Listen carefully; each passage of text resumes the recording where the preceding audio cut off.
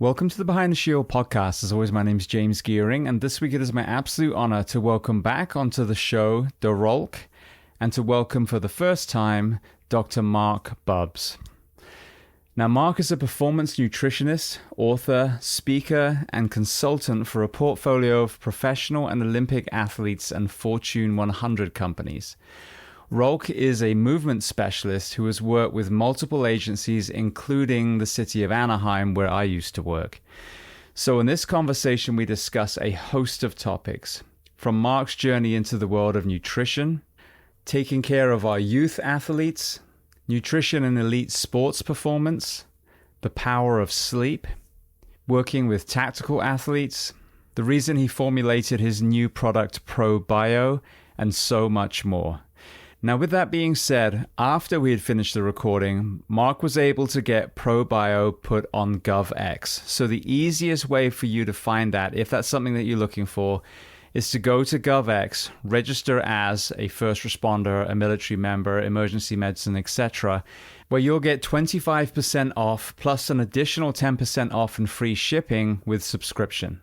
Now, before we get to this incredible conversation, as I say every week, please just take a moment. Go to whichever app you listen to this on, subscribe to the show, leave feedback, and leave a rating. Every single 5-star rating truly does elevate this podcast, therefore making it easier for others to find. And this is a free library of well over 1,100 episodes now. So all I ask in return is that you help share these incredible men and women's stories so I can get them to every single person on planet Earth who needs to hear them. So with that being said, I introduce to you Dr. Marc Bubbs and the Rulk. Enjoy.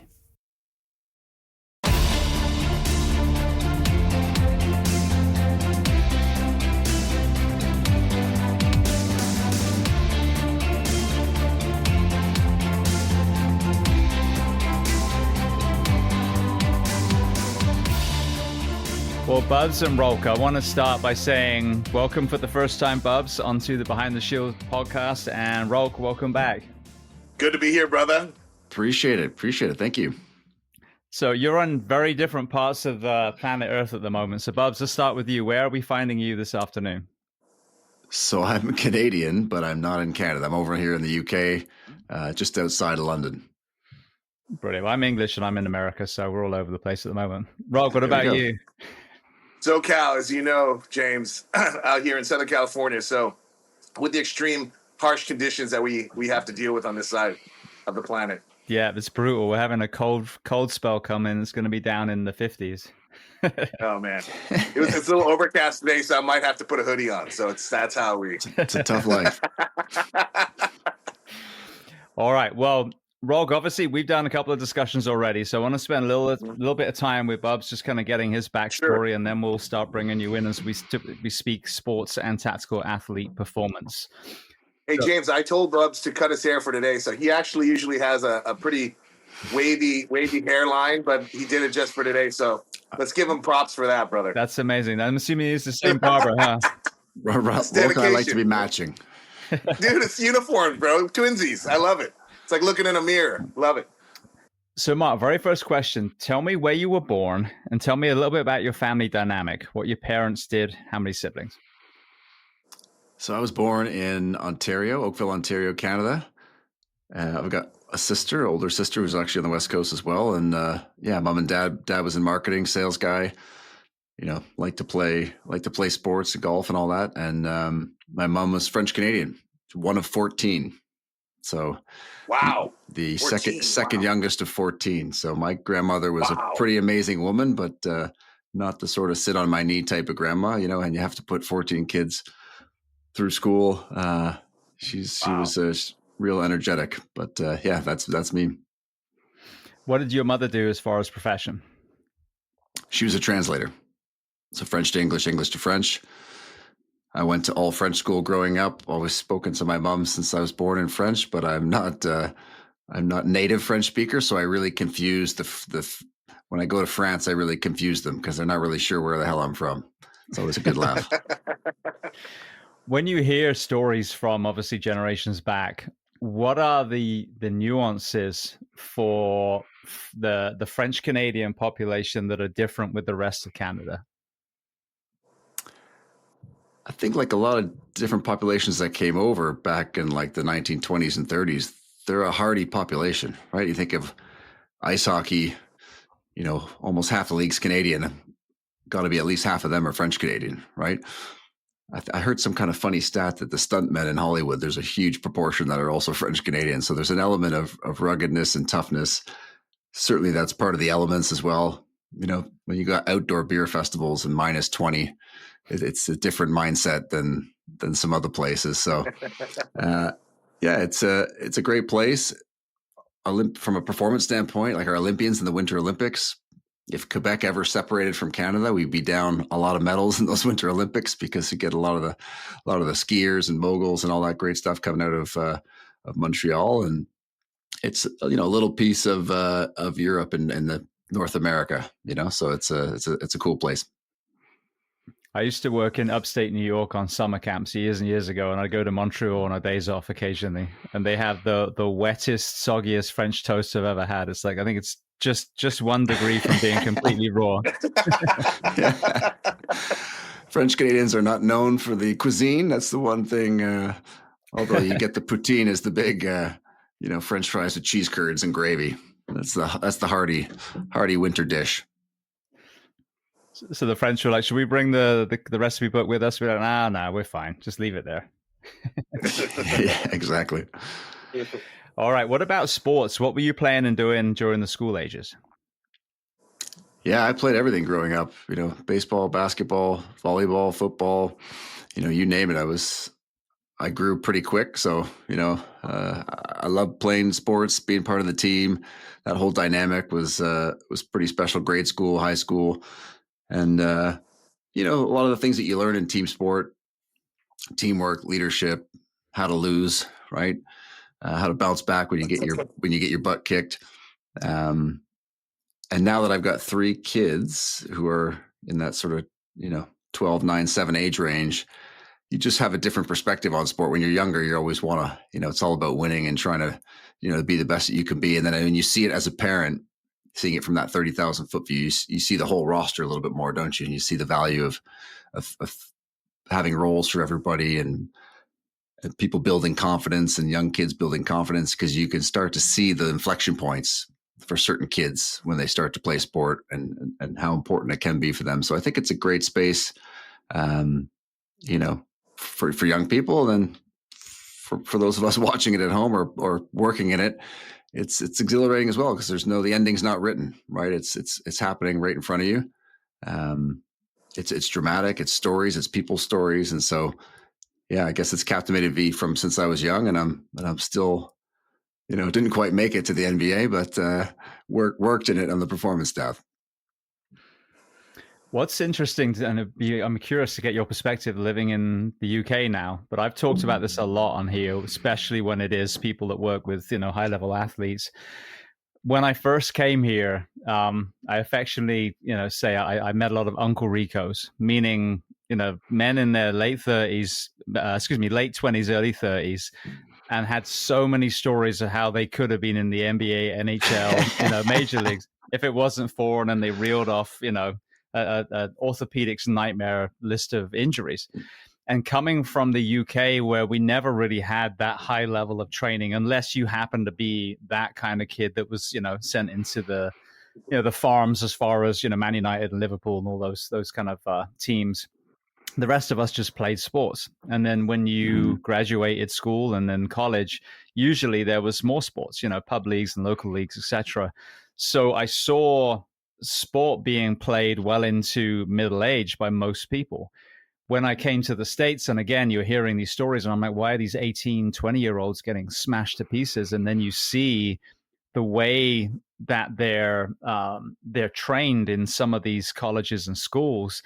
It really made me start asking the question, well, are we forging performance at the expense of wellness and longevity in our youth athletes? What is your perspective with this kind of multinational lens that you have now?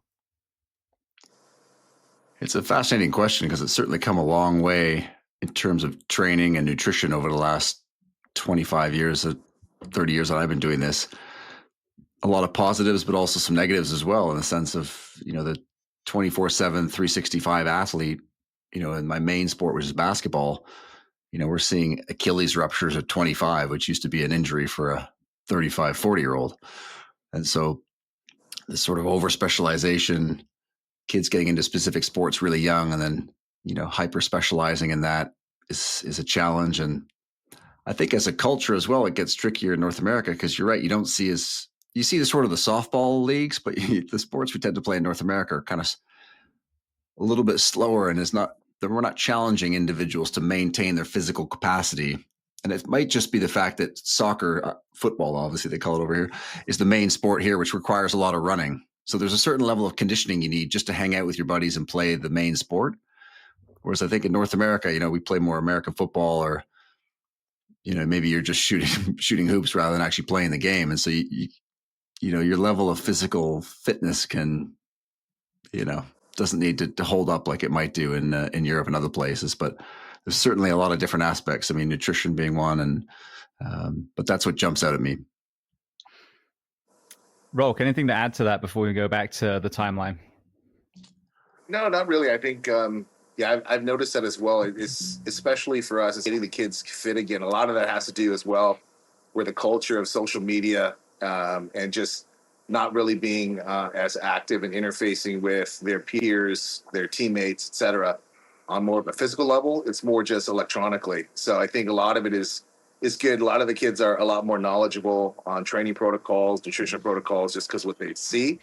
But the application is where I'm finding that there's definitely a deficiency across all boards. So I think, like what Bubbs is saying, identifying these injuries and things that are going on that usually wasn't the case. But I don't think we're doing a great job of getting our kids out there and doing what they need to do, just like they used to.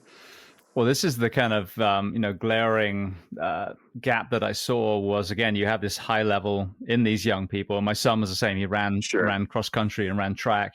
Now he plays volleyball. But then because of that steep drop off, I mean, as we sit here recording now, over 70% of Americans are obese. Are overweight, of which over 40 are obese.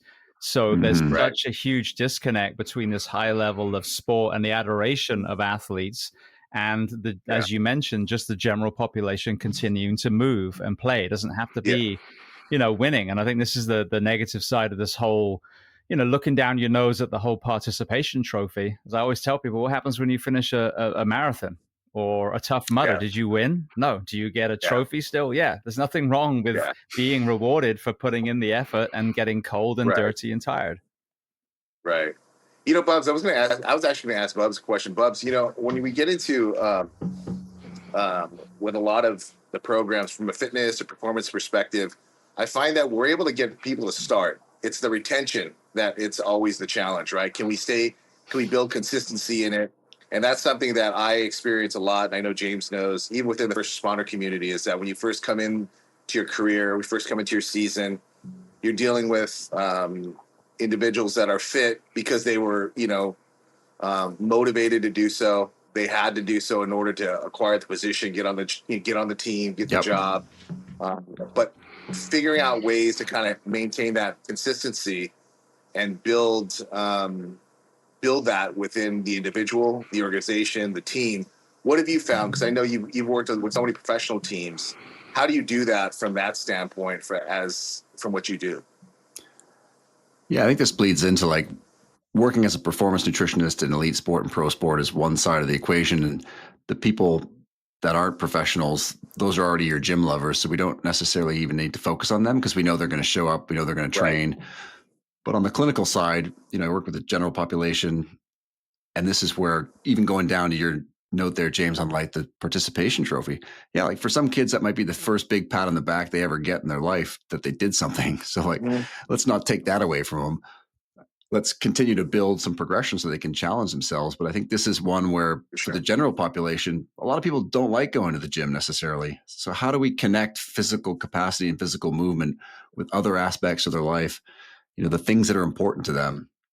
And this is sometimes, and I'm sure you guys have covered this here, but really trying to unpack your values or what's important to you.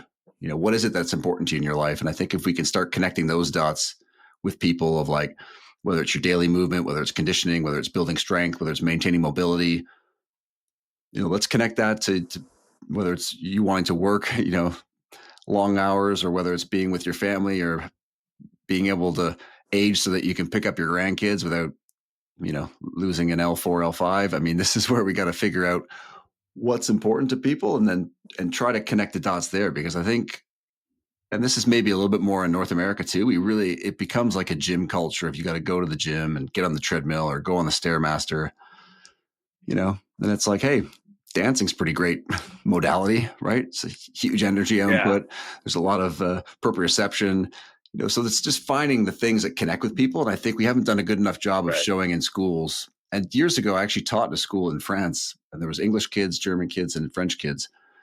And we would play soccer. And of course, all the kids that were good at soccer played, and everybody else just, huddled around the middle of the field. And one of the days I noticed the girls were great at doing their cartwheels and gymnastics and stuff.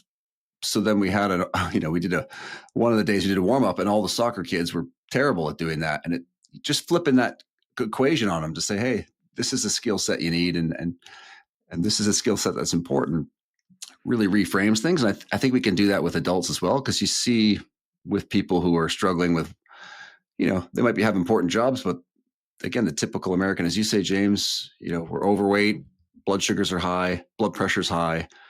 We're struggling with sleep. We're struggling with mood. The environment around us is all pulling everyone downstream towards not feeling their best. And we've got to help them to swim upstream, because if you don't actively do that, you're going to get pulled in the direction of, feeling tired, feeling worse, and not feeling your best. It's interesting when I think about, acrobatics or dance and sports. I think of Georges St. Pierre from Quebec, who was known to do ballet. And that was one of the things. He was so unorthodox, but he was so good because he constantly trained different modalities and, excuse me, did a lot of the, calisthenics, body weight stuff, and, but ended up out wrestling the wrestlers and out striking the strikers. And I think it was probably because he wasn't just in that single silo. He was allowing himself to explore other movement modalities too. Yeah, and you can see it in some of the kids when you see them. I worked with Canada Basketball, so director of nutrition last 15 plus years. And when we get these younger kids, 10, 11, 12, 13, and you can see all the different ways that they can move. And, we still do a good job. But I think in general, when you get that specialization, as they come out 18, 20, 21, they're not nearly as, the movement capacity can sometimes leave a little to be desired, in a sense that they can move really well on the basketball court. But to your point, James, like they don't have enough cross training or movement and other modalities that helps to complement that. And I think that's a big part of the issues with injuries. And for the rest of us in the regular life, it's like sitting down all the time, or the things that we constantly do, and we don't do enough to reverse that, or to, let our brains know that we want to be able to move these limbs in other capacities as well. Absolutely. Well, Bubbs, back to the school age then. When you were thinking as far as career aspirations, was it already the sports world or even the nutrition world, or was there something else in your mind? Yeah, I mean, I got into the sports world, and then it was about, health and medicine. I got sick my last year of high school. I was constantly run down and constantly sick. And at that time, this is like, mid to late 90s, typical athlete trying to bulk up, loads of milk, loads of breads, all that kind of stuff. And at that time for me, it was just creating a lot of issues with my immune system. I was lactose intolerant. The breads were creating a lot of struggles with phlegm, et cetera. And so you're just getting sick all the time. And you see this a lot in younger athletes. And so connected with a nutritionist, they changed my diet. All of a sudden, all that went away. So that really put it in my mind of like, wow, this stuff that we're eating and putting in our bodies actually has a massive change. Rather than getting up in the morning and just blowing your nose and having all this congestion, you wake up and you feel, zero congestion, brain feels good. And, at that time, this is like almost 30 years ago, this was pretty novel back then. And so, going to university, I thought I wanted to go down the medical route. Nobody in those classes was doing exercise or really cared about what they ate. So it was sort of like, ooh, this is a little strange here. Is this my community here? I'm not really too sure. which is, to me now is ironic because obviously 30 years later, it's great to see that exercise and nutrition is what every doctor's talking about. Because even as an intuition back then, you're like, surely when they talk about an athlete's heart rate, it's 50 or 40 and the typical person's 90. I'm like, shouldn't we all be aiming for a bit more athletic then? Like, why are we considering normal to be 80 to 90 where now we can do better. So I actually took a bunch of years off after university. I went traveling. I worked abroad, traveled to Latin America, worked in France for a year. I just wanted to explore and see the world and see how different people live. And I think that helped shape a little bit of my practice now, because you just see it done in so many different ways, so many different cultures and countries, the way they move or don't move, what they eat or don't eat, and all the differences. Yet you have healthy individuals from, whether it's Central America or France or all the way over to, to India and Asia. And after that, I decided to go into the nutrition side and the S&C side. And, the last 20 years plus been doing that, and fortunate enough to do it in sport. And also, again, with the general population, which those wins oftentimes feel bigger than the sport ones, because you really are making a huge change in someone's life, right? Like if they're struggling, those kind of wins are, really hit home. When you mention about bulking up, this is a kind of aha moment that I've had. And bearing in mind, this is coming from someone who's not a professional athlete, but, I had this mindset for a tactical athlete. And so I did do strength and conditioning. I did do a lot of gear training, and then obviously running the calls, having the fire. So it's not like, 5-6 hours a day, if we're being realistic, in the fire service. So when you look at the sporting community, that seems to be when we were all young, that was where the nutritional advice was coming from. And I feel just, listening to my body, that we were told to eat way too many, calories, way too much protein, etc. And you became kind of fixated on if you weren't. But bulking up, air quotes, to be a bodybuilder is very different than performing at a high level in a tactical athletic profession, for example.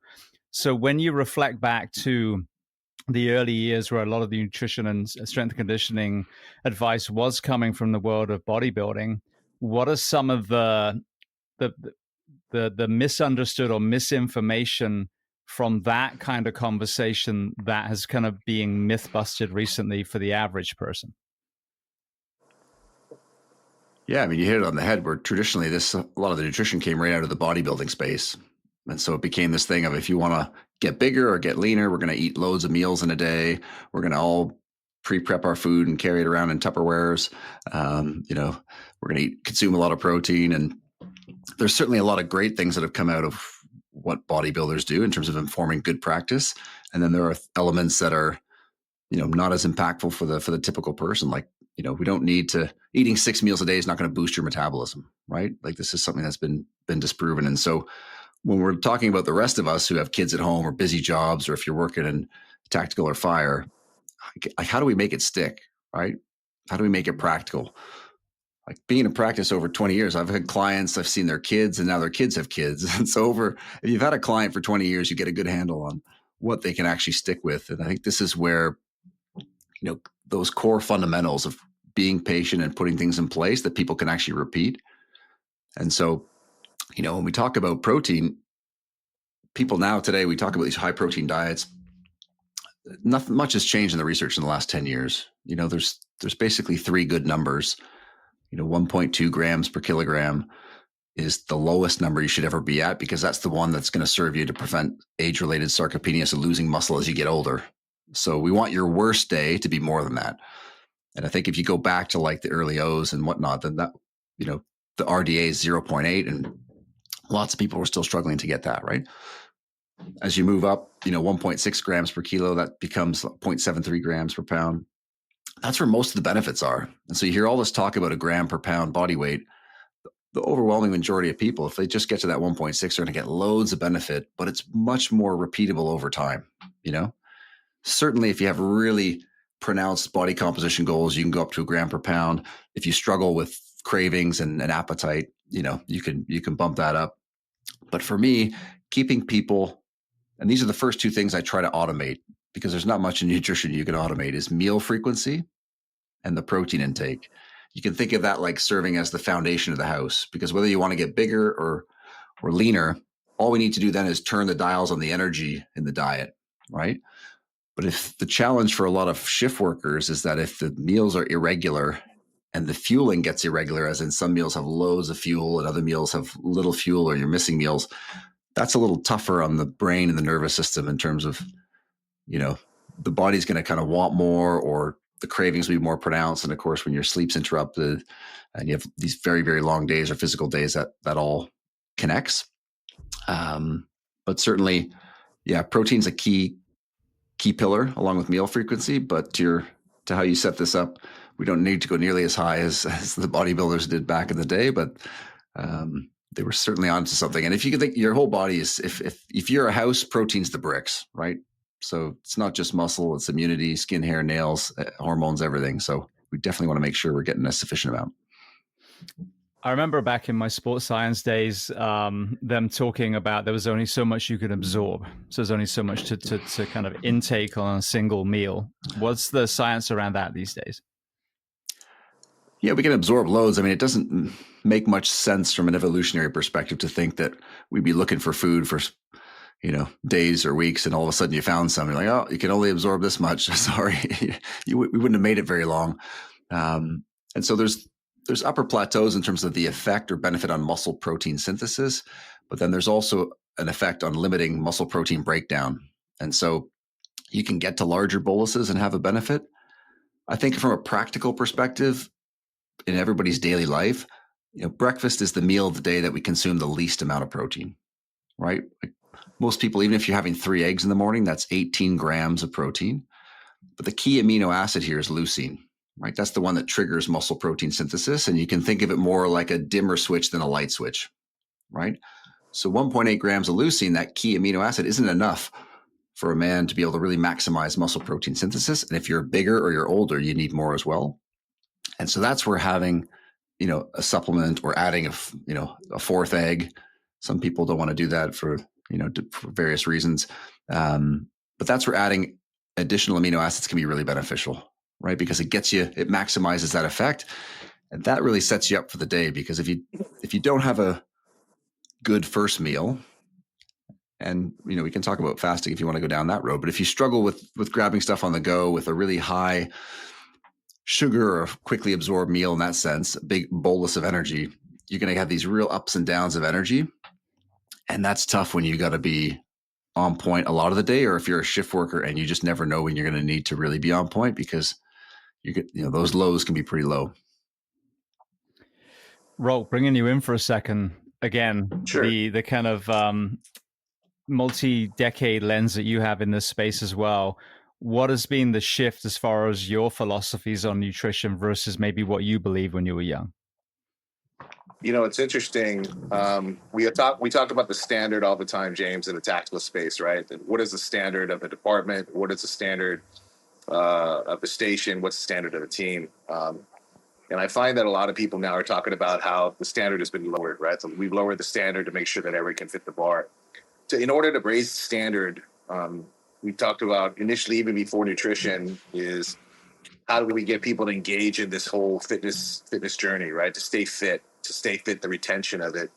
And it was really about finding that purpose. We need to make sure guys started or became a firefighter, became a law enforcement officer, went into the military for a reason. They had a purpose for it. And that's how we achieve the discipline that's required in order to get that consistency. But I think lots of times what happens is guys lose sight of it because of injuries, because of aspects of the job and the training that kind of fall short. And I think we started to dissect and deconstruct why that is. A lot of people would look at, it's all about the training. Training is one element of it. It's one pillar of it. But predominantly, it was always about nutrition and supplementation. The guys weren't eating correctly. Of course, there's a variety of different things that go into it, because there's aspects of sleep, aspects of recovery, et cetera. But I'm finding a lot of the guys from nutrition, they were so much about protein. Everyone's like protein. It's important, but I think there were so many other supplements and deficiencies that guys were finding in their everyday nutritional plans that they're trying to figure out how to supplement. And a lot of within the tactical space, as you can speak on, James, and we both know, we're always looking, oh, this is a new supplement we can take. This is a new thing we're going to take. So inevitably, these guys are going to have like just a kind of a whole cabinet full of pills, and they don't know what to take. So it's kind of like, I tried this worked for a while, it falls off. I'll try this falls off. Like they keep going on and on. And so for me, it's now, we'll start talking about ProBio, which is a company that I came on board with Bubbs on, but trying to find ways to be more efficient with the guys, because we have to be realistic, whether it be with the training process, whether it be with nutrition, we have to be realistic. You can't take a whole bowl full of pills. Guys can't train on the job for 2 hours. It's just impossible. So how do we build consistency? So that's all about shorter, consistent workouts, not so focused on intensity, but getting them moving again. From a supplementation perspective, it's all about, hey, what's the right balance? Are we hitting all the markers that we need? And I think Bubbs can talk more specifically about all the things that are necessary and go into it. But that's what I gravitated toward.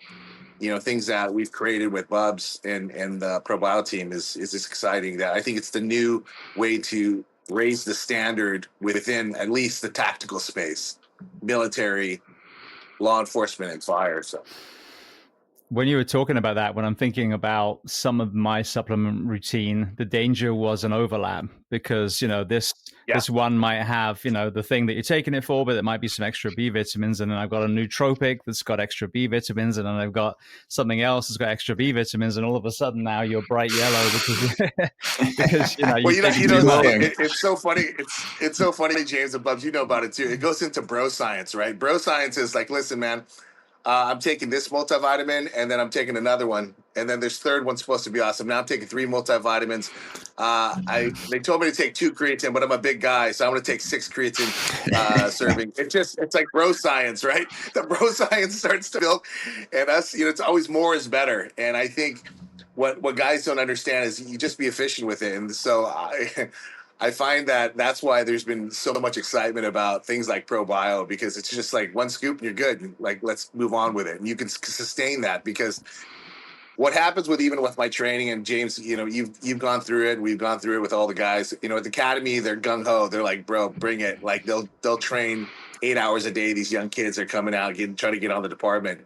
5 years in, now it's like, oh, we got, we'll do a couple hours here and there. Dude, 10, 12, 15 years in, bro, you're chasing these guys. It's like they're running to the bathroom is pretty much the cardio. So you're kind of like, bro, like let's figure out ways to get in very efficient, smart, thoughtful ways to get these guys moving specifically. So I think even with the training protocols that I've been kind of outlaying for a lot of the departments, it's much more about what do we focus on, getting joint stabilization, focusing on mobility, aspects, a lot of body weight movements to kind of get these guys doing it on a daily basis, because they can't be smashed going right back onto a call. It's great. It's like these guys think that for an athlete, you have practice, you're preparing for a game. After the game, you go home, you recover. These guys are on shifts, sometimes for 4 hours, 4 days in a row. And you can't be that sore. So there's a lot of other aspects you have to think about. But really, a lot of guys that aren't recovering, they look into what's your supplement protocol like, what's your nutrition like, what's your sleep like. And so those are ways that I've been focused on trying to kind of, to try to help and supplement and support in every way I can. Well, Bubbs, you talked about fasting for a split second. Let's just kind of open that, because there are so many different philosophies now, so many different trains of thought. Some camps believe that their way is the only way that every human should eat, which we're on a big round planet that's flying through the universe. I'm pretty sure that's not the case. So talk to me about fasting. And then if you want to highlight pros and cons of some of the most well-known eating philosophies as well.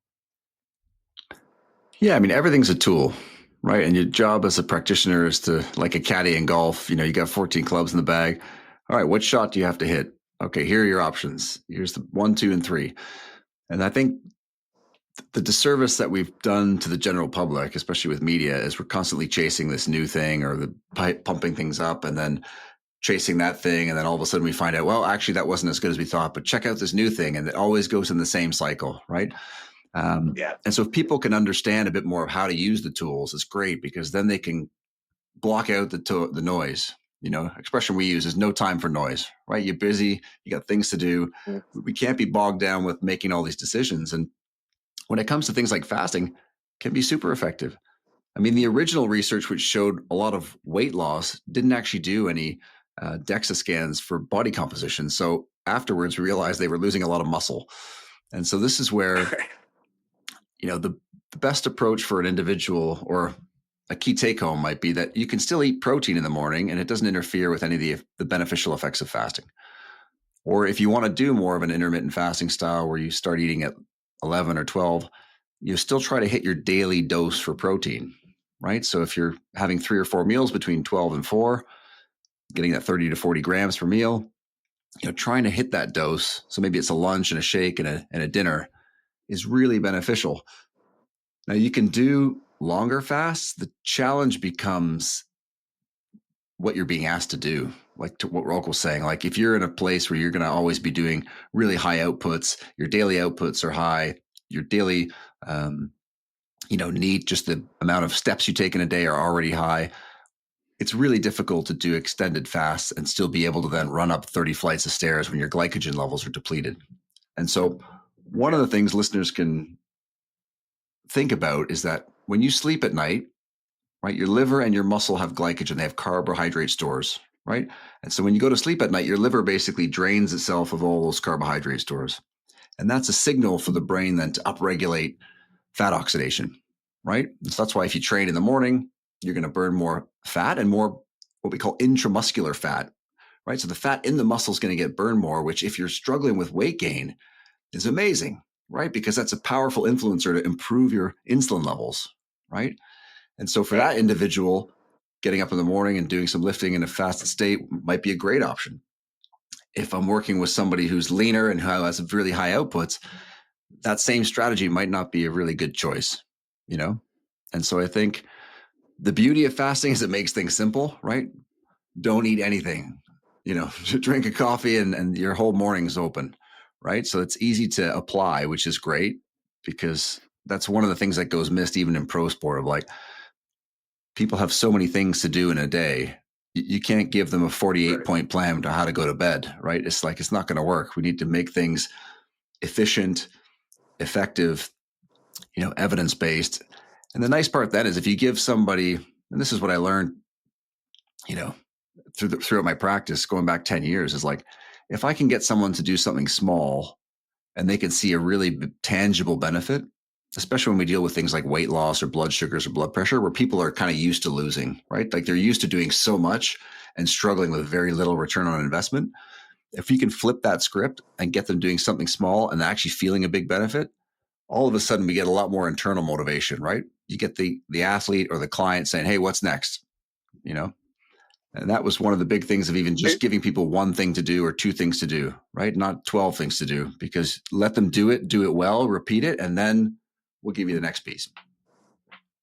Hey, Bubbs, quick question for me. Dealing with someone, I get this question a lot. I think, James, you do as well. From general population and athletes in general, you kind of like, hey, get to bed early, make sure you're getting your 8 hours of sleep, 9 hours of sleep, recover, wake up early, do these things. And just specifically within the fire community, it's so challenging to do that when they're at the station because, their circadian rhythms are all disrupted. They're like, hey, listen, let me crash out, rack out, get 2 hours here, wake up. You're going to have to go without sleep. Then you back up and sleep. So they're all over the place. And we always talk about the hormone disruption. But from a supplementation perspective, like what should they be taking? Like a lot of guys, like prior to going to sleep, like, they don't want to take magnesium because they got to be ready to, like, they're like, what is that going to put me in a deeper sleep? I can't be in a deep sleep when I'm on shift because then I got to be up and be sharp and be ready to go. What do you recommend from the standpoint of timing for a lot of these guys when it comes to when to take what supplements, what nutrients are helpful to get sleep and maybe a short little burst? Because that's more realistic for a lot of the guys, because I think, James, you can lean in on this too. A lot of the recommendations that we get off of nutritional support are people that work 9 to 5 jobs, sleep at this time, wake up at this time. So guys are like, that doesn't help me, right? And inherently, when they don't do it because they don't want deep sleep because they go, I can't get deep sleep. Like, I need restful sleep. I need to be enough that I can then go and do my job. So what do you recommend there, brother? Yeah, there's a lot to unpack there. I think the first thing is if you're doing night shifts, and then you're having to get up, having to turn it around pretty quick in the morning, right? We got some pretty good data. This comes out of the UK, Bath University, where if you had a really short night's sleep and then you wake up in the morning and the first thing you do is go for caffeine and coffee, you get a really pronounced blood sugar response that leads into all the way through the morning in the middle of the day. So if you need to perform, by all means, go for it. But if you had a really short sleep, you're getting up in the morning and you can kind of ease into your day a little bit, I would try to delay that coffee to when you're actually having a meal. So don't give that jolt right away.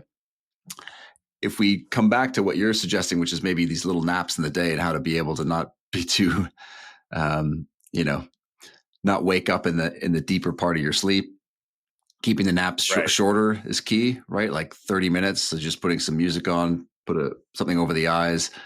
You're going to be getting into that alpha brainwave activity, kind of recharging a little bit rather than just being in that kind of stressed go mode. And from a nutrient standpoint, I mean, this is magnesium. All the B vitamins play a huge role, right? Like the higher your stress levels, the more magnesium. Magnesium makes ATP. That's the energy currency of the whole body, right?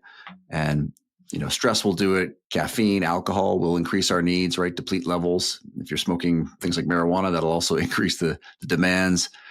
Guys on medications, if you're on blood pressure meds or heartburn meds, then that increases demand. So that's a key one. And then, things like folate, a B vitamin, is really key for energy. If you're not eating your greens, you're going to struggle with having sufficient levels. B12 is key as well, but typically guys will eat enough protein. So you get B12 and all the animal protein, which will get covered.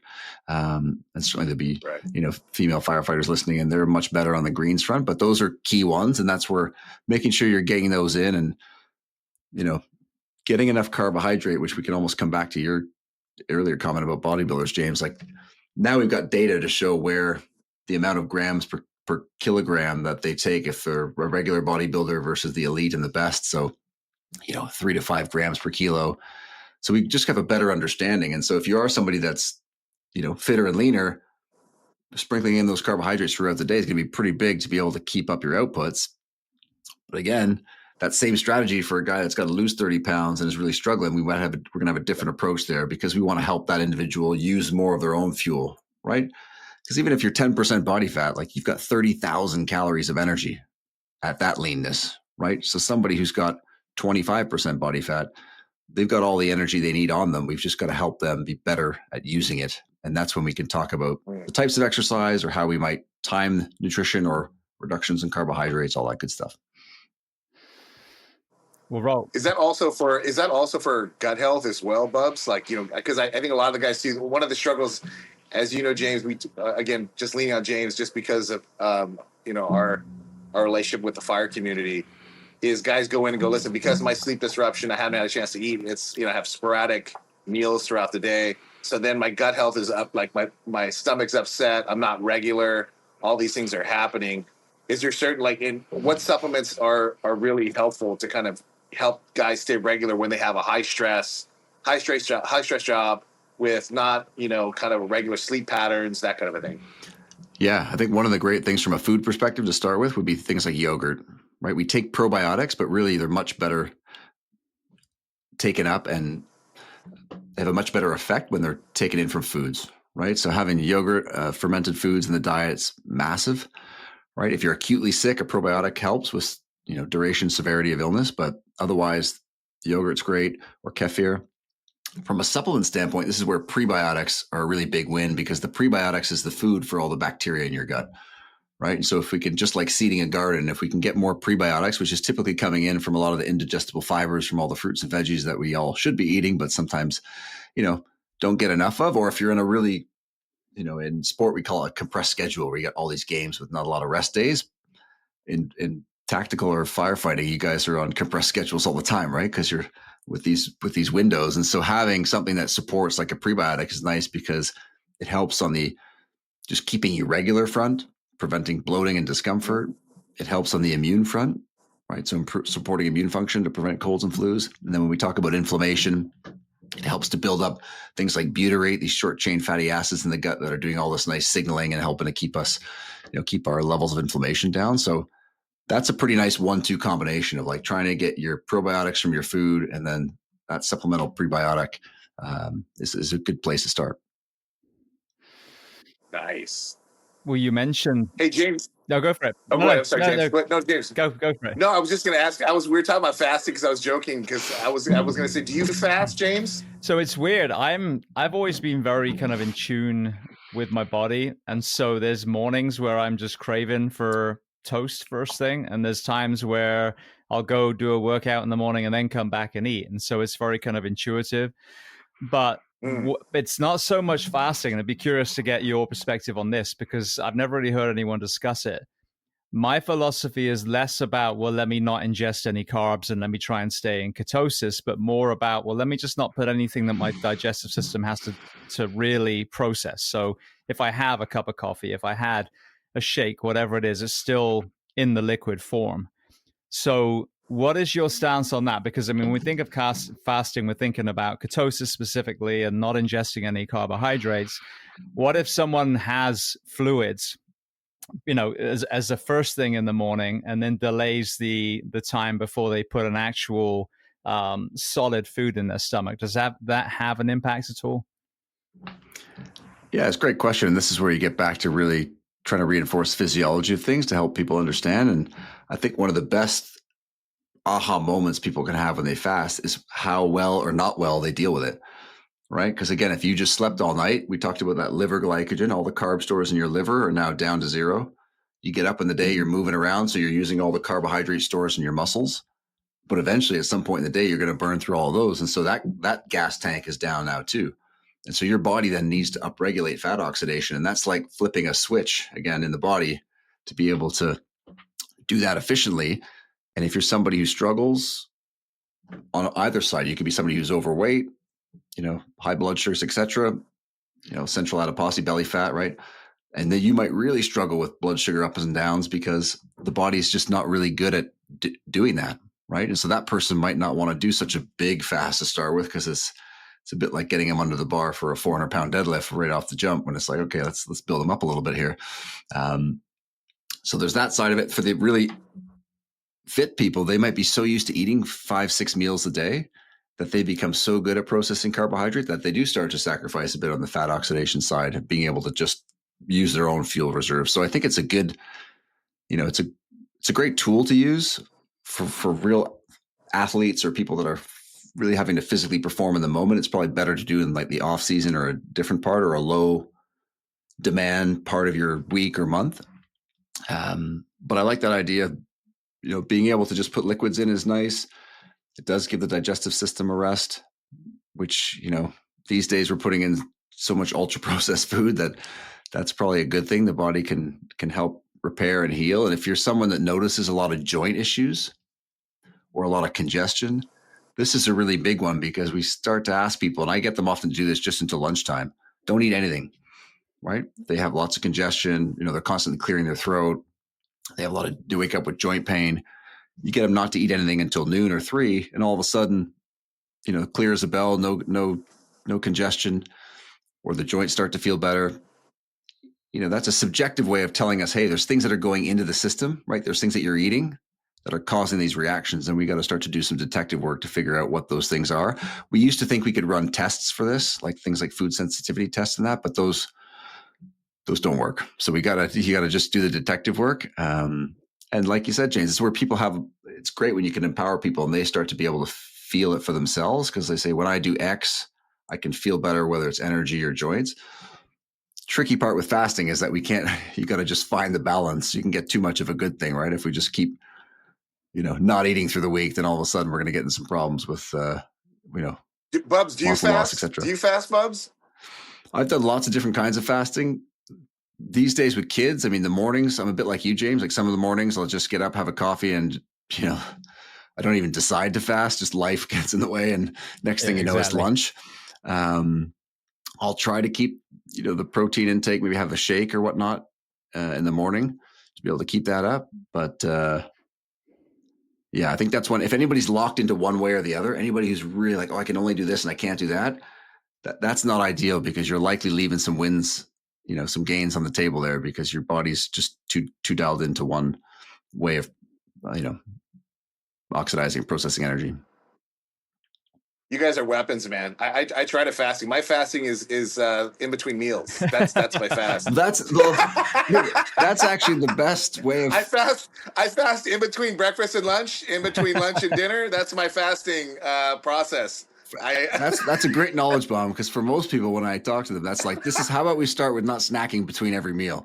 Rather than going from 0 to 100, it's like, let's just go old school, like our parents, grandparents, right? 3 square meals. Dude, James, how much do you weigh now, bro? Because you're a weapon. No, I'm still 176 now. So I was 168 the whole time I was a firefighter, which I would argue was a little bit underweight for 6 foot tall. But then when I got off shift and was sleeping, then I actually did a cycle of peptides with CSCS. Oh, wow. Went on them for a bit, came off them, and it just added like about 10 pounds more of body weight over, still training and everything. And then a bit came down again, but it kind of leveled me out at about 175, which I feel is just a slightly healthier weight now. So I did sleep and nutrition and all those things, but after 14 years of not sleeping, I'm like, I bet you there's a deficit. So, and then also trying to self-experiment, because you got all these first responders that, if you ask them, their testosterone is in the toilet. And then what happens is they get, well, you need TRT then. Well, no, you don't. You're 28 years old. You need ideally sleep, nutrition, strength training. But if you can't get those, one of my Anaheim friends messaged me the other day. He's just finishing up a 120-hour shift, 5 days straight. Wow. So clearly he's not going to be getting any rest and recovery. So that's the group, I think, where the peptides can help. But I wanted to show that you can come off them too. Like, use it for a bit as a little bit of a boost, but then, don't rely on it. Don't rely on blood pressure meds. Don't rely on anything. The body should be amazing at taking care of itself. But long answer to your question. But yeah, at 51, I'm still about 176 now. Bubbs, what about you? What do you weigh? 182, 180, 182. Oh, you weapons, dude. I think combined, you guys are what I am. Yeah, but you're a completely different body shape, though. It's like looking at my 2 thighs. I'm like, hey, what's up, guys? I can't bear crawl for miles either, though. So there we go. Dude, I don't know, bro. It's like ridiculous. It's every time every time you go on the scale and I was there. I was training with my son, my older son. And I got on the scale, and it's pretty bad when he looks down and he goes, whoa, that's. Come on now. Whoa, Dad. He's like, maybe you got new batteries. You may put new batteries in there. Maybe like check out the batteries. Maybe it's gotta be something. Get your foot off the scale, son. Yeah. I was like, get away. He's like, dude, I'm 5 feet away, Dad. And it's all. Never mind. You're too close to me. It's your aura. I can feel it. Well, speaking of that, that's a good kind of segue. Just quickly, when I had a really interesting conversation with James, and I'm blanking on his last name. It just fell out of my head. Mixed martial arts fighter. Made the Game Changers plant-based document. James Wilkes, thank you. Yeah, James. I love. And Wilkes. It was a great conversation. But he, when you speak to some of these guys, they're like all in, in that camp. And then he was on Joe Rogan, and they had people tearing apart his documentary, and they're all kind of from a carnivore point of view. And I just remember listening, going, this was 6 hours between the two conversations. They talked about this. And it's like, but rather than saying my way is the best, why are you not looking at where the lines overlap? And the lines overlap in carnivore and keto and paleo and all these other ones with removing crappy processed food from your diet. That's really the common denominator. So talk to me about that. What, regardless of the eating philosophy, because I would argue that an Aboriginal from Australia and an Inuit would probably have, different dietary habits. Finding whatever seems to align with you, but really focusing on the common denominator of removing the ultra processed foods that we're just saturated with in Western society. Yeah, I think there's a couple things there. One of them, despite the fact that there's more kind of researchers and practitioners on social media, there's still not nearly enough, right? So real experts wouldn't pit one diet versus another. They know they're all tools, and the principles, if you zoom up to 30,000 feet, we get back to that notion of like, well, how many grams is it per kilo per pound for that person? You can pick how you want to do it. Carbohydrates, how many grams per pound or grams per kilo? You can pick if you want to go this way or that way, paleo or vegan. And I think that's where, like you say, there's so many commonalities between the diets that if we can help people do that, then that's a big first step. And then, like you say, for most people, ultra processed food is a big problem because it's, over half the household spending in the UK, Canada, and the US is on ultra processed food. Right. I'm over here in the UK. If I get on a train for an hour and a half, I get into France, that drops to 13%. If you go around the Mediterranean, it's like 10%, 15% in Spain and Italy and Greece and all these places. And so this whole Mediterranean diet, we're trying to blame it all on the olive oil.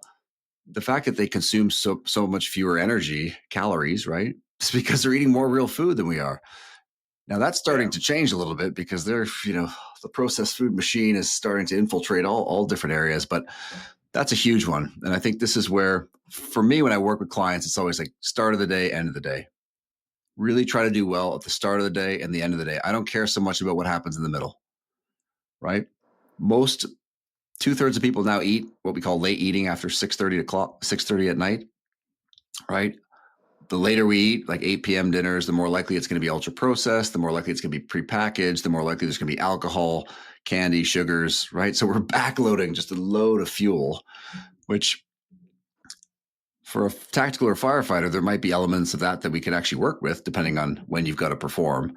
But as a general rule, that's not ideal because it's going to mess up with your sleep, right? You're going to wake up the next morning, have a much more pronounced blood sugar response to your same breakfast you normally have.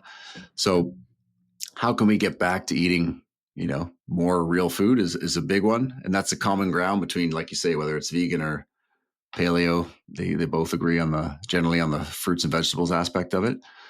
And I think just helping people with the first and last meals of the day, because if you kind of mess up breakfast, or if you're not intending to fast and you end up fasting and then you're struggling and you're reaching for bars and snacks and you're constantly, using the food to keep your blood sugars going, that's not ideal. And then if you get home and you're starving because you haven't eaten all day and you're just backloading a huge meal, that's tough to be consistent with. So yeah, I think it's a challenge. They don't all have to be bad. I mean, certain ultra processed foods, like they're different degrees of this. And so if you're getting like canned sardines, things like that, then that can be beneficial, obviously. So there's ways of working around it that you can buy things that are shelf stable at home that you can kind of lean on. Frozen vegetables are great. Frozen fruits, right? They often have more nutrients than the fresh ones because they're frozen right after they're picked. So those are awesome to keep in your freezer. And then nutrients that are key for overall health. Like, then this isn't food, but sunshine, vitamin D, right? As you get into the winter months, as that goes down, it's a big problem for recovery. It's a big problem for inflammation. It's a big problem for immunity. And it's one of the few micronutrients now that we really have good data on where you want to be. Like greater than 20 is considered normal, but for all the benefits around recovery, right? Satellite cell activation, these types of things, we want to be higher than 36. So we do want to have, to your point, Rulk, like, what's the standard? Well, the standard should be the standard. Yeah. And for things like vitamin D, we want that 36. For immune function, we'd even bump you all the way up to 40. And so that's where getting, 2000 IU for most people through the winter months is massive, right? It has a huge impact, especially if you're somewhere with a real winter climate. So like you were saying before, a lot of these strategies can be quite simple, right? And it's like we have the knowledge, but then when you go to actually applying it or you review it with somebody, it's like, that's where the hard part is, right? Finding how to apply it for that each individual person so it sticks for them and resonates. Because, one of the things too is not only we always talk about gut health, we talk about, immunity, we talk about sleep, et cetera, but some of the guys too is even things from the standpoint of vision. Like, as we're getting older, myself, as you can tell, we need some help with the vision. I wear contacts. And so bro, I got contacts. I got double it up. But I was just curious because a lot of the guys and women have asked me within the tactical access space, like tactical athlete space, in relationship to are there supplements that they can take that will help with vision? Are there things that they could help with visual acuity, with cognitive function? What are some of the supplements and nutrients that you'd recommend for those? This is a really cool space in the last decade or so. There's a couple of key carotenoids. So these are pigments that you get in orange and yellow and red colored veggies. So like your bell peppers, things like corn, lutein and zeaxanthin in the back part of your eye. It's called the macula. That's where these things are concentrated. And that's a huge effect on, your vision, visual acuity, things like glare, contrast sensitivity. And so getting those in your diet is key. And then also the research on supplements for those two carotenoids is really impressive, right? So this comes from, I believe it's in Mexico, where these marigold flowers are really highly concentrated in these 2 carotenoids. And so they've patented these, and you can, from a supplement form, tremendous in terms of supporting the eye. And so, as you're getting towards, I'm in my mid 40s, you start to notice you got to take the glasses off to see the screen and then put them back on and everything. This is the time when it definitely is beneficial. It's one of the reasons why we put it in the Pro Blend. And, for younger athletes even as well, it's helpful for when we look at baseball players, football, anybody performing under the lights, just all that type of stuff. Or now that we're in front of screens, really great way to make sure you're getting what you need. I want to. So do those nutrients? Kind of. I'm just. This is important for you, James. No, I'm losing my. I can't see anything, dude. So we talk about it, Bubbs, all the time. So is it going to slow the process down, Bubbs? Am I? Or pretty soon am I have these? They keep getting thicker and thicker. So I'm just wondering here. It will serve. Whatever it's going to do, I will go on an IV of this stuff if I need to. Otherwise, it's ridiculous. It will certainly help to slow or delay macular degeneration, but I can't say it's going to give you restore vision. Come on, Bubbs. Unfortunately, that's a step too far. Maintain, though. Maintain. You're useless. Forget it, Bubbs. Good news is, Rulk, my wife just finished optometry school, so you can come see her and she can give you those thick-ass glasses. That's it. I'm going to have her do the LASIK right in your living room. Let's go, dude. Well, I want to take a dive into ProBio, origin story, and all things that we'll find in it. But just before we do, you kind of open the door to one of the most important topics in longevity in the first responder space, and that is simply sleep. As I alluded to, the schedule in Anaheim, especially when they have strike teams that go out, the understaffing there. And I'm trying to kind of spearhead a movement to get our first responders more rest and recovery between their shifts. But sleep deprivation is massive. And I think from not just a chronic disease perspective, but also a performance. There's a lot of passionate firefighters and police officers and dispatchers and, paramedics that really want to be, at the top of their game when someone calls us for their worst day. You come from a background of coaching so many high level athletes in the professional sports space and Olympic teams. Talk to me about the importance of sleep in performance in the sporting side, and what have you seen as far as a disconnect on the tactical athlete side? Yeah, I mean, it's fascinating stuff going back to like the late O's, 2010s. Dr. Sherry Moss, a sleep expert at Stanford, she's doing work on collegiate athletes and trying to see what's extending their sleep, adding more sleep would do to their cognitive function to all these college athletes. They start all rolling in saying, I just had a personal best in the pool. I just scored 35 points. I just did my personal best lift in the gym. And so all that feedback from these athletes, even though their research originally started on the cognitive side, which we know extending sleep or getting enough sleep's got massive benefits. This is what kicked off the research into the physical side of like, wow, if we can extend sleep, you're starting to see better accuracy with 3-point shots in the basketball players, serving accuracy in tennis players, sprint times. I mean, just across the board. And, that kicked off an era. Roger Federer was one of the earlier adopters. Apparently it was such a big benefit for him. He was not telling any of his competitors that he was getting more sleep. He kept that one to himself for a while, which is, good strategy, I guess. But as you mentioned, James, if you're a firefighter, if you're working shift work, that's just real tough, right? Because you're going to be not getting that extended amount, that extended sleep in one shot that others are getting. And so being cognizant of that and really trying to, think of your sleep time as like a weekly total rather than even just a nightly total. And where can you add these naps in the day to be able to get to a weekly total that you're after, or to get closer to that daily total is massive. As it trickles into the nutrition side, it's mainly a lot of these kind of cravings and these types of things that really kick up when you're not sleeping, right? Like chasing caffeine, you're going to crave sugar way more. And then this starts to put you in a real kind of up and down roller coaster for blood sugars and energy. So that's an easier said than done thing of like, okay, we got to try to find some strategies that you're bringing in as part of your nutrition, or that maybe we have at the fire hall that are going to help you out, whether it's, snacking on fruit to start with, whether it's to having some protein sources, whether it's having a shake, things that just help to take the edge off when you're coming out of this nap and you're having to get ready to perform.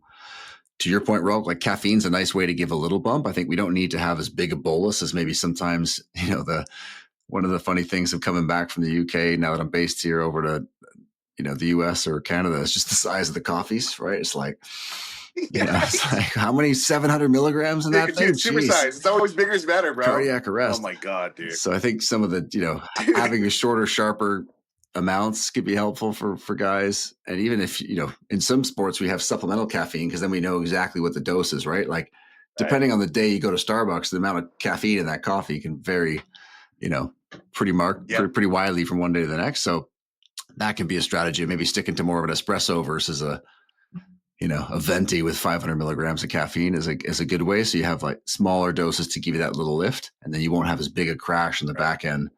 But it's certainly, it's one you got to always keep your head on a swivel, so to speak, for, because it'll pull, as you guys know. I mean, it taxes everything then, right? Recovery, how you think, your ability to perform. It's a challenge. Yeah, I think, when you said the total hours of sleep a week, this kind of, again, illustrates the point. Obviously, the more hours that you've got, the higher you're going to perform. At the moment, we have, basically most first responders working 56 hours a week.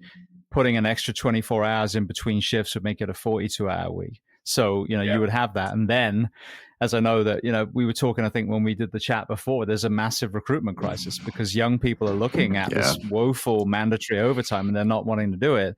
So now a 56-hour week becomes an 80-hour week because you're told you can't go home.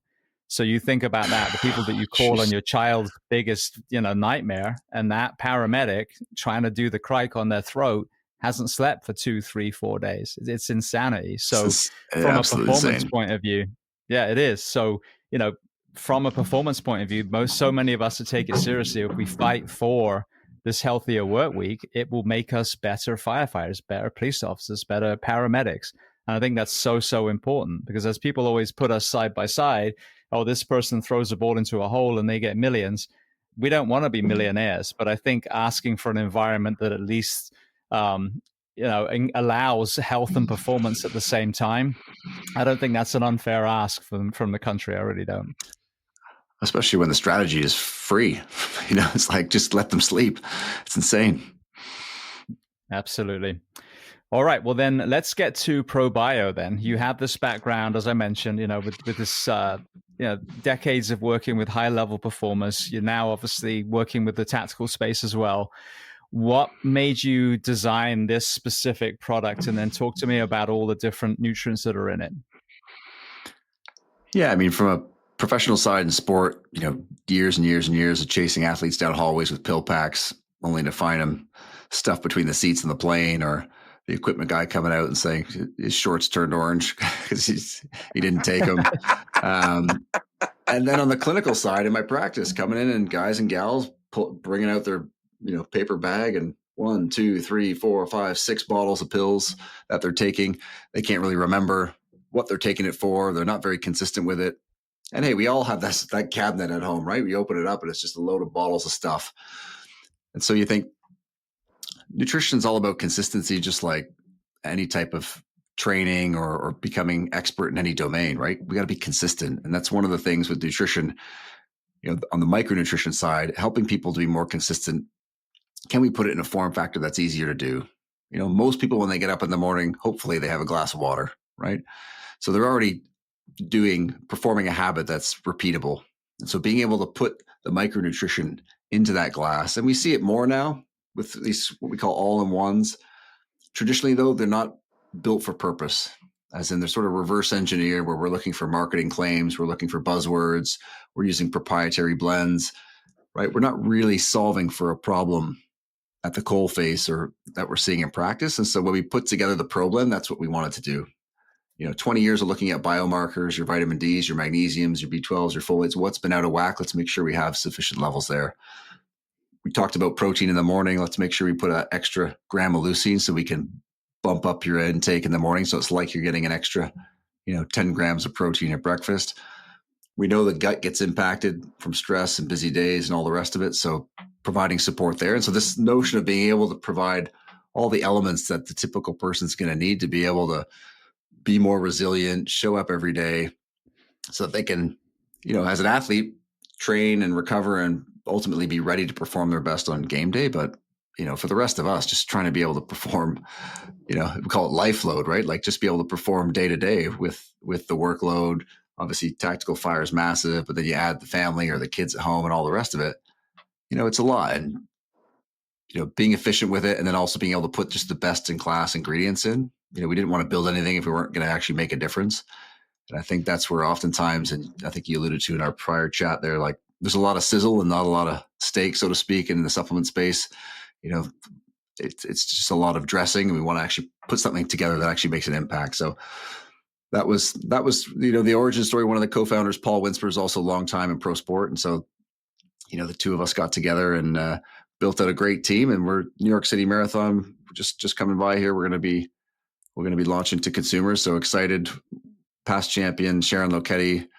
Again, we tested this out with actual elite athletes. She set the record for Boston Marathon. She was taking it for 18 months before we're going to consumer here. And to our conversations about some of these biomarkers and things to keep on point, like for her, it was a solution for that. Like it solved a lot of issues. She had better energy. And so as a practitioner, it's like, okay, we're, the thesis is holding strong. We're actually impacting people. So, it's been fun, and it's been great to have Rulk on board as well, to be able to give us his insights on the tactical side and how it's impacting him as well. Rulk, what are you seeing from our world as far as the application and efficacy? Well, I think like we talked about today, we had over the course of our conversation, we talked about all the elements that need to be addressed: gut health, sleep, vision, cognitive function, etc. But it's always been a challenge. Every time I'm training guys or working with different departments or stations, guys are saying, what should I take? These are my issues. What should I do? And so you can always make recommendations. They'll say, well, I heard about this is good. This is good. And just like Bubbs was saying, there were so many things that guys were taking. They don't know how much they should take.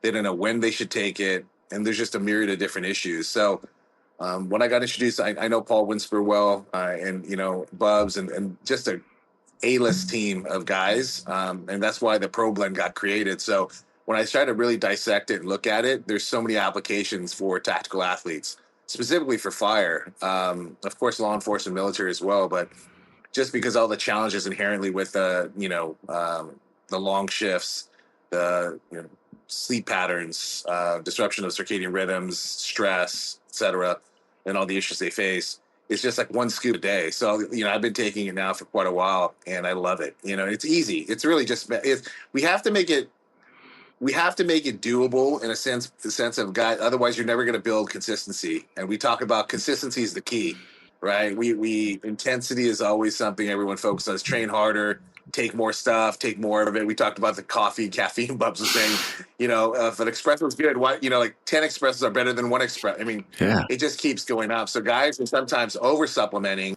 a lot of different things because they just don't know. They just want to cover all their bases. So when you have a bunch of experts and guys that are best in their field come together and create this A-list team, this varsity squad, if you will, and put together this thing for one scoop. I started taking it. I loved it. I don't kind of stand behind anything I don't believe. So that, and then I've seen all the guys that have been taking it around me, and they absolutely love it. So I'm excited. Hopefully, we talked about that standard again. This can raise the standard of nutrition and supplementation and really make an impact and a difference. And that's really why we're all doing this. So. Bubbs, what about purity and efficacy? As we mentioned, the supplement world can be a very, very dirty world. I mean, I remember Jeff Nichols talking about one protein company, and they were actually putting anabolic steroids in the powder for, I think it was a couple of months, and they knew that by the time they would start testing it, then they pulled it out. So all these guys were getting these amazing gains and then wondering why they stopped down the road. We also know that you can order, powder from China or whatever, just put a label in your garage and there's no real oversight. So for people listening, as far as the safety and the efficacy, what steps have you taken to set yourself aside from that other world? Yeah, I mean, anyone can get into the supplement space, which is why you see it's still a little bit of the Wild West. But now we've got tests like NSF testing. So this is if you're in a sport, work in the Olympic sports or professional sports, you've got this stamp of approval, this process where you're getting everything tested in the batch, right? You're testing to make sure that everything that's what's on the label is actually in the product, that there's no, other things added to the product. Oftentimes companies will want to add double the caffeine to their pre-workouts, some of that ridiculousness. So this type of testing ensures all of that. And then it also tests for things like heavy metals and all these other contaminants that could possibly be in, which we just recently saw Consumer Reports with some of the protein blends showing higher levels of things like lead. So being able to see those stamps of approval is massive, right? And I think now you see some companies trying to skirt their way around that by showing you where the product comes from on their website, making it sort of look pretty. But it's actually, that doesn't prove anything, right? Unless you have that stamp on the product itself, that NSF, or if you're in the rest of the world in farm sport, then you really can't be confident that it's that what's in there is what it says, and also that it doesn't contain any of these contaminants. And if you're going to all that trouble to pay for something to feel better, you should, it's the least we can do is to make sure it's of the highest quality and you're getting what it says on the tin. Well, I think what sounds different to me, and I know you guys have sent me some, but it hasn't arrived yet, so I'm excited to try it. But when I think of guys and girls that will take some sort of shake with them on the rescue, on the engine, in the squad car, whatever it is, usually it's going to be just protein or maybe just creatine. So to have a complete kind of nutritional profile in the same kind of shake, again, not sounding too salesy, but I'm just, again, everyone that comes on the show, it's something that I believe in too. To have a meal rather than a sporting supplement, that sounds like it's got a lot more bang for its buck, because we're not known for being extremely well paid. So, if you're going to spend money on supplementation, to have that vast spectrum of macro and micronutrients versus just, protein, for example, it seems like, bang for your buck, it seems like there's a lot more value as well than if, as we mentioned before, all the singular supplements that are lining up on our shelves. Yeah, I mean, definitely. And we see this in military, like you said, you've got the protein and the carbohydrates and the calories, which is great. But when you're going, abroad, on site, adding in the micronutrition, or if you're tactical or fire, being able to complement the protein shake with the micronutrition, yeah, it's massive. It turns it into a proper meal. And to your point, it's still a premium product. We obviously offer discounts for military, for fire. But one of the ways as well, even when I work with clients, is like, hey, if we're taking this Monday to Friday, or if we're taking this during the busy periods when we're at work, we're going to have a massive impact. You're much better off to take something that's going to have signal, right? It's going to have an effect, than taking all these things that are, you might as well be not taking anything, because it's just not going to have, enough of an impact. And that's the thing too, James, that we're talking about. I mean, in the tactical community, with first responders, cost is always, a major issue, right? What does it cost, and how much is investments required in it? And I think that was the other thing, is that, you're taking all those pills, that's a lot of money. And when I talked to Paul Winsper initially, Bubbs' partner, and he was saying, listen, let's figure out a way we can get all these nutrients to the guys, and to the first responders or athletes, without breaking their wallet. And that was another thing I loved, right? So it's a way to kind of mitigate some of that cost that would be required to kind of hit all those pillars, but still get the highest level of efficacy across the board. So brilliant. I got one more area, then we'll round off this conversation. But I know, Bubbs, that you wrote, one of your 2 books was Peak 40. So kind of looking at the older athlete and first responder professionals. I got so much admiration for, the old men and the young man's occupation, as they say. So talk to me about, the kind of philosophies that you have in the older athlete or tactical athlete. Yeah, well, I mean, my first book was called Peak, and this was a deep dive into performance, and it was like a 13.5-hour listen on Audible. So I had a lot of the coaches coming up to me saying, Bubbs, I like it, but what do I need? Like, give me the condensed version of this. So Peak 40 came out of that. It's about 3.5 hours on Audible, so it's a little bit of a shorter listen. And again, it's about setting up a system for people. So we talked about it before with this idea of like, let's get your morning right.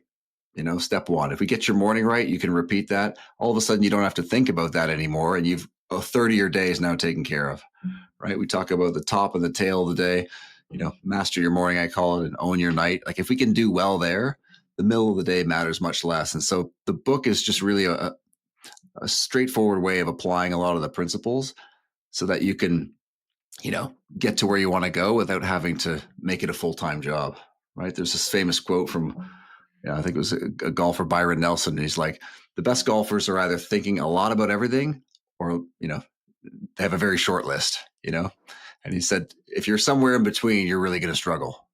So it's like, how do we automate things? How do we make it easier for people? And if we can automate your decisions, then all of a sudden you can get through your days and you're just making the right choices by reflex. Like you sit in your car, you don't think about putting your seatbelt on. You just done it so many times, it's just automatic. And so that's Peak 40 is really all about that, trying to help simplify things for folks. And, again, it's one of those things, like nothing's changed in the research in protein in the last 10 years. But if you go online, you'd think they're having this raging debate on what's the right amount, right? And so trying to provide a bit of signal amongst all the noise is the aim. But as one of the scientists once said, it's like a fart in a hurricane, but we'll keep trying. What about nutritionally? What does physiologically decline as we age that we need to be aware of as we progress through, life? Yeah, I mean, we become more anabolically resistant. So we actually need more protein as we go 50s and 60s and beyond, right? Which is key. So getting at least that 1.2 grams per kilo as your absolute worst day is a big one. Making sure we're getting in what we call polyphenols. These are these forms of antioxidants that are found in fruits and veggies. Actually, coffee and tea is half your intake is right there. So if you're a big coffee drinker, maybe you switch over to decaf. You get all the benefits of the polyphenols without the caffeine. Even for our, beer drinkers out there, 2018 German national team, how did they rehydrate the guys in the bobsleigh? Non-alcoholic beer, right? You get all the polyphenols. It hydrates faster than water. Right. And then when they asked the doctor why that over water, he says, because I can get them to drink a shitload of it. Right. And so he said it in German. So so even then, like this idea around, alcohol might hit you a bit harder as you get older. So whether it's adding a non-alcoholic beer here and there to help take the edge off, rehydrate a little bit so it doesn't interfere with the sleep. These are some of the key ways. And from a training front, I mean, you guys do all the tactical work, but just being more efficient with what you're doing. It's like you've got all this years of maybe training age behind you. We don't need to be pushing all the way up to that, maximum recoverable volume. We can be more efficient with what we're doing. And as you probably see, Rulk, and I know with a lot of your work, like just getting people to move a little bit better, because the back pain, the shoulder stiffness, like the injuries become the real limiting factor of getting people to actually move, because they're like, oh, I tried that, but now I'm injured 3 weeks in. You're like, oh, shit. Okay. Dude, that's what it is, Bubbs. James too. It's like 2 steps forward, like 1 step forward, 2 steps back. So guys, like what happens is like they're like, it's not worth it. You'll hear that all the time. That's not worth it, because they want to train hard, but they're like, there's a risk I'm gonna get hurt, and screw that. I don't want that. So that's the whole issue. Then they just don't train to begin with, and I think that's where we have to kind of again change the paradigm a bit, and where guys are looking at it from the perspective of let's do enough, let's move every day, let's stay consistent, because I think volume over time is really my focus, rather than just intensity sporadically. So that's kind of my mantra as of late. Well, it's interesting because if you talk, I've had Dr. Stuart McGill on the show, for example, talking about the back injuries, and when I told him about the shifts, he's like, "Well, it's not if you're going to get hurt, it's when you're going to get hurt, because as you know, when we do train and we take our job seriously, it's when we sleep is when we heal, when we, are reinforcing the body." So you have that ongoing element that, you have to acknowledge that the way that we're worked at the moment, you will get hurt if you keep training. And, what's the alternative? That you don't train? Well, that's unacceptable either. So another, great point from the rest and recovery perspective. But from just sheer aging, what I found now at 50, 51 is that if I can just work on mobility, so I'm glad our coaching has actually changed our programming to Wolf Brigade now. So we're doing a lot of mace work and all those kind of things. So it really is working on that. It's phenomenal. But I'm not looking to get stronger anymore. I'm not looking to get fitter. I want to get more mobile, which in turn will make me more efficient and therefore stronger and fitter at 50. But I think if you're at this age now, still chasing PRs rather than working on deficits and weaknesses, I think that's when middle-aged men and women get hurt. Yeah, 100%. I totally agree, bro. Totally agree. If I could circle back and throw one more in on the nutrition front, please. As we get older, we do our blood glucose control worsens as well, right? So the bag of Haribos that you're having at 50 or I'm having at almost 50 is not the same as when we were 20, 24, 25, right? In terms of recovery. So that's the one where we talked about ultra processed food. We talked about diet quality. like in the 30s and 40s, we're trying to build a little bit of those habits so that when we get to 50 or 60, we got a better chance of onboarding ourselves versus like going from the fully processed to that, heavy fruit and veg and whole grain diet's tough one. So that would be a big one of, you probably notice, whether it's sugary snacks or other things, like it's going to have a bigger effect as the older you get. Brilliant. Great. All right. Well, for people listening then, where are the best places to find ProBio itself? I would say GovX. GovX is the best way to go. We just partnered with GovX, and I wanted to get it on there because, predominantly that's where everyone goes in the first responder community to get their products. They get it at a great price. But yeah, that's the best place to go. I would say GovX, or you can go to ProBioNutrition.com as well to get more background on everything. But I 100% support it. It's an amazing company, amazing product, and you got guys like Bubbs and Paul and a great, incredible team behind it. So. Well, Bubbs, for people, if they want to learn more about you, where are the best places online for that? Yeah, I got a funny last name, so you can just Google me. drbubbs.com is the website. Happy to send out some books to your group too. There's some Peak 40 books, James. So give me your address. We'll get some sent over for you. Do a lot of work in tactical police and EMT. So definitely want to support the group. And that was a big part of our mission at ProBio, is like, we want to be able to support the people that are doing the hard work. And we talk about this a lot, but pro sports, we call it a high pressure environment, but obviously it doesn't hold a candle to what you guys do. So, it's definitely a big area of focus for us as well.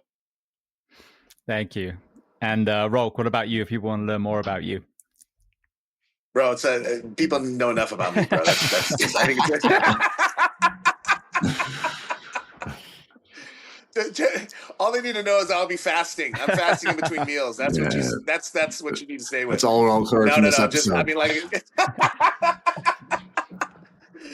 No. I'm gonna be trying to grow out my hair this year. No, it's not. That's not happening. But other than that, brother, my stuff. Just my IG, Rulk, at DA_Rulk. But I'm good. I'm just supporting amazing companies and individuals like Bubbs and of course yourself, James. Everything you do, and we didn't talk about you, bro. Everything you're doing, not only for all the first responders, but specifically with the fire service and trying to advocate for that, the shifts and giving guys more rest and getting more fit, bro. Amazing. You're such a legend, bro. It's always great to get on your show.